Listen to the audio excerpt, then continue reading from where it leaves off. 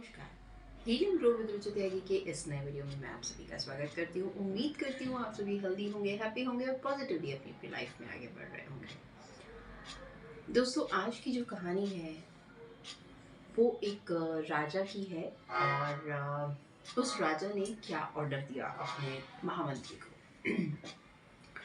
एक बार एक राजा के पास एक व्यक्ति आता है और वो उस बहुत खूबसूरत सा सुंदर सा एक पत्थर था, वो उसको उपहार में देता है राजा को।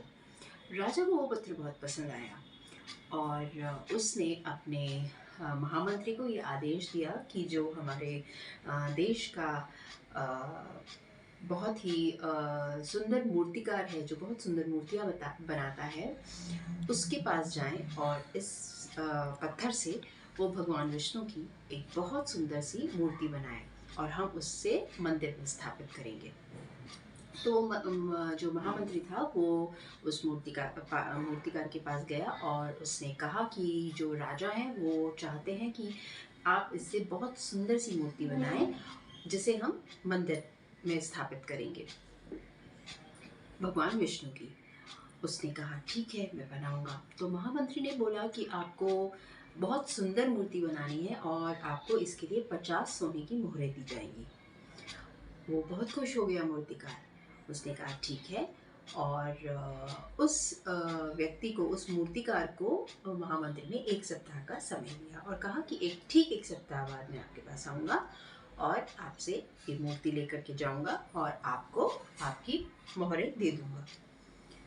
उस मूर्तिकार ने कहा ठीक है। अब उसने उस जो पत्थर था उस पर अपना हथौड़ा चलाना शुरू किया। बहुत प्रयास किए लेकिन वो जो पत्थर था वो टूटा ही नहीं। उसने लगभग 50 बार बहुत मेहनत करके हथौड़ा चलाया लेकिन वो पत्थर नहीं टूटा। अब वो पत्थर लेके मूर्तिकार महामंत्री के पास गया और बोला कि उससे पहले वो सोच रहा था कि अब जो मैं वार करूँगा इससे ये ज़रूर जो पत्थर है वो टूटेगा। लेकिन उस सोच में उसने ये भी सोचा कि मैंने इतने प्रयास कर लिए, ये मुझसे पत्थर टूटा ही नहीं, अब क्या टूटेगा। उसने वो पत्थर उठाया और महामंत्री के पास वापस करने पहुंच गया और उसने कहा कि ये ऐसा पत्थर है कि इसे कोई तोड़ ही नहीं सकता, क्योंकि मैं बहुत प्रयास कर चुका हूँ और ये पत्थर नहीं टूट रहा है। अब उसने कहा ठीक है भाई, दे दो हमें। महामंत्री ने वो पत्थर उस मूर्तिकार से ले लिया और वो एक अन्य मूर्तिकार के पास गया जो सामान्य मूर्तिकार था और ठीक ठाक मूर्तियाँ बना लेता था। वो उसके पास गया और उसने कहा कि भाई राजा जो है हमारे, वो एक मंदिर बनवाना चाहते हैं जिसमें इस पत्थर से भगवान विष्णु की मूर्ति आपको बनानी है, जिसके लिए। तो उस मूर्तिकार ने कहा ठीक है, मैं बनाता हूँ और कहा कि आपको इस काम के लिए 50 मोहरें दी जाएंगी। उसने कहा ठीक है। अब उस महामंत्री के सामने ही उस मूर्तिकार ने उस पत्थर पर पहला वार किया। जैसे ही पहला वार किया वो पत्थर टूट गया। अब वो मूर्तिकार जो पहला जिसके पास वो पत्थर गया था, वो मूर्तिकार भी उस महामंत्री के साथ खड़ा था और वो जो मूर्तिकार था पहला वाला, वो अपना सिर पकड़ के बैठ गया कि अगर मैं आखिरी प्रयास कर लेता तो ये पत्थर टूटता और मैं मूर्ति बनाता और मुझे 50 मोहरें मिल जाती। दोस्तों, हमारे साथ भी अक्सर ऐसा ही होता है। हम किसी काम को करना चाहते हैं या हम किसी हमारा कोई लक्ष्य होता है और हम उस लक्ष्य में लगे होते हैं, लगातार प्रयास करते हैं, असफल होते हैं, फिर प्रयास करते हैं, फिर असफल होते हैं और एक बार ऐसा समय आ जाता है हमें लगता है कि हम कर ही नहीं पाएंगे, हमसे होगा ही नहीं, क्योंकि हमने इतने प्रयास कर लिए और हमसे नहीं हो रहा है। यानी हमारे अंदर ये चीज़ बैठ जाती है कि हम इस कार्य को नहीं कर पाएंगे या ये काम हमसे नहीं होगा। अगर वो प्रयास कर लेता, जब उसने सोचा था कि एक बार और करके देखता हूँ, लेकिन उसने नहीं किया। अगर वो वार कर देता उस पत्थर पर हथौड़े से तो वो पत्थर टूट जाता और वो मोहरें उसे मिल जाती। इसी तरह हम भी लगातार प्रयास करके जब थक जाते हैं, अंदर से आवाज़ आती है एक प्रयास करके देख लो, क्या पता हो जाए, लेकिन हम वो आवाज़ कई बार अनसुनी कर देते हैं। और वही वो समय होता है जब हमें उस लक्ष्य को तक पहुंचने का वो दरवाज़ा खुलने वाला होता है और हम कदम पीछे कर लेते हैं।